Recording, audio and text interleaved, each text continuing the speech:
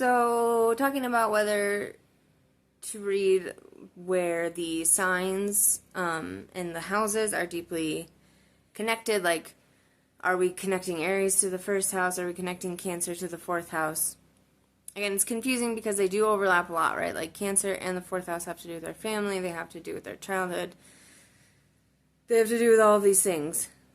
They both have to do with all of these things.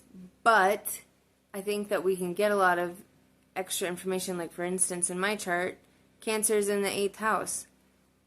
That gives me that extra information that, that's one of the ways that I can look at the chart and look and see, like, oh yeah, my childhood was very, especially emotionally, difficult in a lot of ways. And I'm not, let me know, because I'm not sure, because the way that when I hear modern astrologers, because I learned more Hellenistic, traditional, like that side of things. So I don't even really know in some ways, because especially when you're learning, you want to kind of ignore a little bit the other techniques, because otherwise you'll just get overwhelmed and confused. So in a lot of ways, because I've been so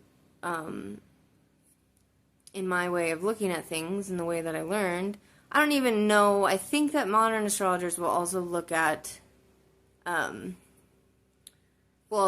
that way, right? Like that the sign is still relevant to the house that it's actually in.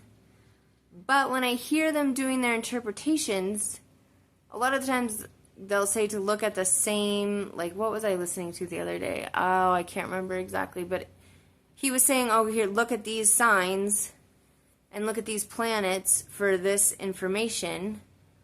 Whereas what I would usually do as a traditional astrologer, whatever, is look at the sign that's actually there, and I'm going to look at that planet to give me information about that house, if that makes sense, right? So instead of, if I'm going to talk about my family, instead of looking primarily at Cancer, I'm going to use that as like secondary information, but I'm primarily going to look at the planet that rules the sign that's actually in the 4th house, if that makes sense.